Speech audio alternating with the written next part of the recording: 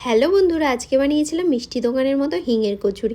এই হিঙের কচুরি বানানো যে এত সহজ, তোমরা যদি বাড়িতে একবার না বানাও তাহলে বুঝতেই পারবে না। এই হিঙের কচুরি বানানোর জন্য সবার প্রথমে একটা গামলার মধ্যে 1 কাপ ময়দা, 1 কাপ আটা নিয়ে নিয়েছি। তার মধ্যে দিয়ে দিচ্ছি পরিমাণ মতো লবণ আর চিনি।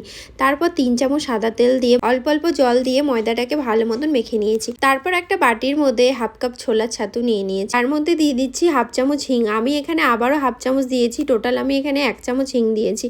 তারপর দিয়ে দিচ্ছি 1/2 চামচ ভাজা জিরের গুঁড়ো, অল্প পরিমাণে লঙ্কার গুঁড়ো আর পরিমাণ মতো লবণ আর 1 চামচ তেল দিয়ে একসাথে সবকিছু ভালো মতো মিশিয়ে নিয়ে অল্প অল্প জল দিয়ে ছাতুটাকে মেখে নেব। তারপর যে ময়দাটা মেখে রেখেছিলাম সেখান থেকে লুচির সাইজ করে লেচি কেটে নেব।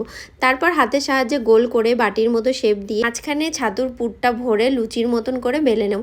তারপর একটা কড়াইতে পরিমাণ মতো সাদা তেল দিয়ে তেলটাকে ভালো মতো গরম করে একে একে কচুরিগুলো সব তেলের মধ্যে দিয়ে উল্টে পাল্টে ভেজে তুলে নিলেই আমাদের হিঙের কচুরি রেসিপি পুরোপুরি